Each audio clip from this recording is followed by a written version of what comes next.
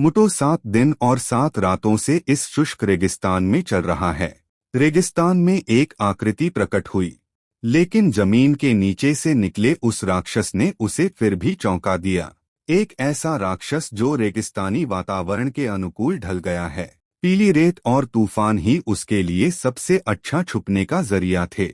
एक विशालकाय रेगिस्तानी कुन रेत के सागर में तैर रहा है। वह अपने इलाके में प्रवेश करने वाली किसी भी चीज को अपना शिकार बना लेगा। दूसरी तरफ मोथरा भी रेगिस्तान में फंसा हुआ है। मुझे नहीं पता कि मैं कब जा पाऊंगा। शायद अंत में केवल सूखी हड्डियों का ढेर ही शेष रह जाएगा। पास ही जमीन पर एक आकृति छिपी हुई थी। मोथरा पर अचानक हमला करो। लेकिन मोथरा पूरी तरह से सतर्क रहा।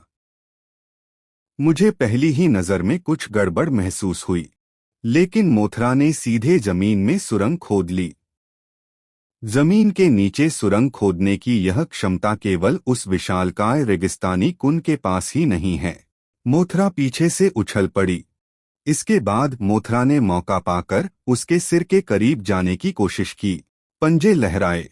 इसने सीधे उस विशालकाय रेगिस्तानी कुन की एक आंख निकाल दी। शुरू से ही उसकी आंखें बड़ी नहीं थीं। अगली बार जब मैं अपनी आंखों की जांच करवाऊं तो मुझे क्या करना चाहिए? इसके बाद एक कठिन लड़ाई शुरू होने वाली है। लेकिन तभी बेहेमोथ आ गया है। यह बिल्कुल सही समय पर है। मोथरा ने तिनके का सहारा लिया, लेकिन उनके पीछे मौजूद विशालकाय कुन, एक पौराणिक मछली जैसा प्राणी, उनका पीछा कर रहा है। मैं कसम खाता हूं कि मैं उसे टुकड़े टुकड़े कर दूंगा। बेहेमोथ ने विशालकाय रेगिस्तानी कुन को वहीं पर जकड़ लिया। उन्होंने विशालकाय रेगिस्तानी दानव कुन को हवा में बहुत ऊपर उठा लिया, और क्योंकि इसके सारे पंजे इसके निचले पेट पर स्थित हैं, विशालकाय रेगिस्तानी कुन पलटते ही अपनी हिलने डुलने की क्षमता खो बैठा। सिवाय अपना मुंह खोलने के। अपनी पलकें हिलाओ। मोथरा ने आखिरकार राहत की सांस ली।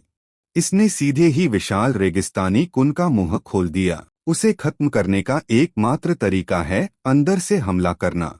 वे विशालकाय रेगिस्तानी कुन पर न्यूक्लिक एसिड परीक्षण कर रहे हैं। एक विस्फोट के साथ विशालकाय कुन का शरीर चूर चूर होकर धूल के ढेर में बदल गया। ऐसा लगता है कि मुटो बाल बाल बच गया।